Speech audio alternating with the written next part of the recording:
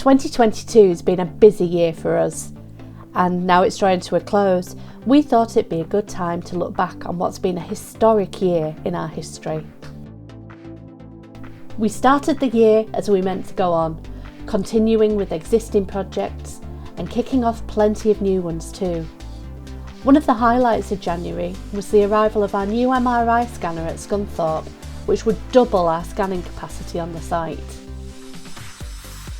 It wasn't long before the new facility was finished and we welcomed our first patients. But this wasn't the only big development in February. At Goole, our new eco-friendly heating system was up and running, and we started to generate our own electricity for the first time. It was out with the old and in with the new in March, as we removed the old modular CCU building from the roof of Grimsby Hospital and completed the second phase of work to install our new oxygen supply system. Spring is famous for bringing new arrivals, and for us these included a new lung function room and digital x-ray facilities at Grimsby, 50 new wheelchairs to help patients get around our sites, and a new oil tank for the new energy efficient heating system at Goole. As May arrived, the interior of our new Scunthorpe Emergency Department was starting to take shape, with the interior walls going up. In June, we started to get a feel for what the new Grimsby Emergency Department was going to look like, as the exterior finish started to emerge. As temperatures continued to rise, we unveiled the cool new look of Scunthorpe's Ward 25, as the refurbishment programme continued to progress.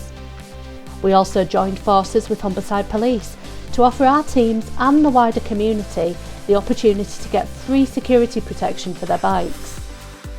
It was a landmark moment at Scunthorpe as the memorial entrance stonework from the old admin block was put in place in the new emergency department. And at Grimsby, the interior was really starting to take shape as the nurses' stations and sky and side panels were installed. Meanwhile, our digital services team were concentrating on making our networks and systems more secure, introducing the use of multi-factor authentication to increase our cyber security. In September, it was all about the finishing touches and making preparations, as construction of our new Grimsby Emergency Department was finished and we were getting ready to move in. All those months of hard work finally paid off, as in early October, our new Grimsby Emergency Department got up and running. The new space gave us the facilities needed to help us give our patients our absolute best. We'd also like to thank the Health Tree Foundation, who funded these fantastic additions for our patients, including mobile phone chargers and this interactive floor for the paediatric waiting area. Thank you to the Grimsby Hospital League of Friends and everyone else who contributed to the campaign.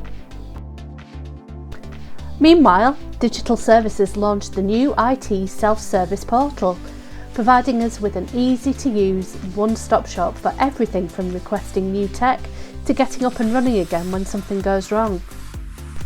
And in other news, the maternity team announced plans to move away from paper patient records to a new, fully digital system, which is currently being developed. The big news in November was that the new look Ward 25 was also open for business, providing our patients with 14 single ensuite rooms as well as vastly improved staff facilities. We also brought in the Relay UK system to help us better connect with patients who are deaf or hard of hearing. There's been no let up in the pace this month either. At Grimsby, we're now busy converting what was the old A&E into a new home for our same-day emergency care and integrated assessment units, which will complement the work of our emergency department. At Scunthorpe, work's continuing on the new emergency department there, which is scheduled to open in spring.